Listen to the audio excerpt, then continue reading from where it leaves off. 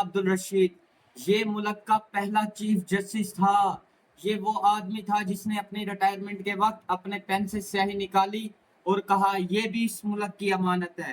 اس لیے اس وقت لوگ دبئی سے پاکستان کا وزٹ کرنے کے لیے آتے تھے. 60 کی دہائی میں 12 کروڑ قرض پاکستان نے جاپان کو دیا، کیونکہ اس وقت اس ملک میں کچھ لوگ ایسے بھی تھے جو اس ملک کو نعمت سمجھتے تھے، کیونکہ انہوں نے غلام ہندوستان کو دیکھا تھا، کیونکہ انہوں نے غلام ہندوستان کی غلامی کی ہوئی تھی، اس لیے وہ اس ملک کو نعمت سمجھتے تھے.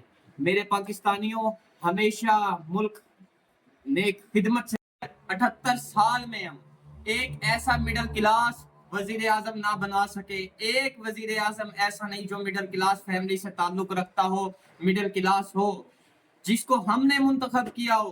کوئی سرمایہ دار ہائی فائی کالج کا پڑھا ہوا، کوئی وڈیرا، کوئی جاگیردار، کوئی وزیر اعظم بنت وزیر اعلیٰ. افسوس میرے پاکستانیوں، مڈل کلاس کے لوگوں کو جب تک موقع نہیں ملے گا وہ اس ملک کا نظام کبھی درست نہیں ہو سکتا. جب موقع کسی غریب انسان کو ملے گا وہ وزیر اعظم پاکستان بنے گا تو ہی اس ملک کا نظام درست ہوگا. عوام راج تحریک آپ کو یہ پیغام دیتی ہے، اس لیے عوام راج تحریک آنا چاہتی ہے. نوجوان آپ لوگوں نے آگے آنا ہے. اگر آپ نہیں آؤ گے آگے تو آپ کے ملک کی ڈوریں ان چوروں کے ہاتھوں میں ہوں گی. یہ چور حکومتیں کریں گے، وہ کبھی نواز کی شکل میں، کبھی زرداری کی شکل میں آپ پہ مسلط رہیں گے. میرے پاکستانیوں، سوچنا آپ نے ہے.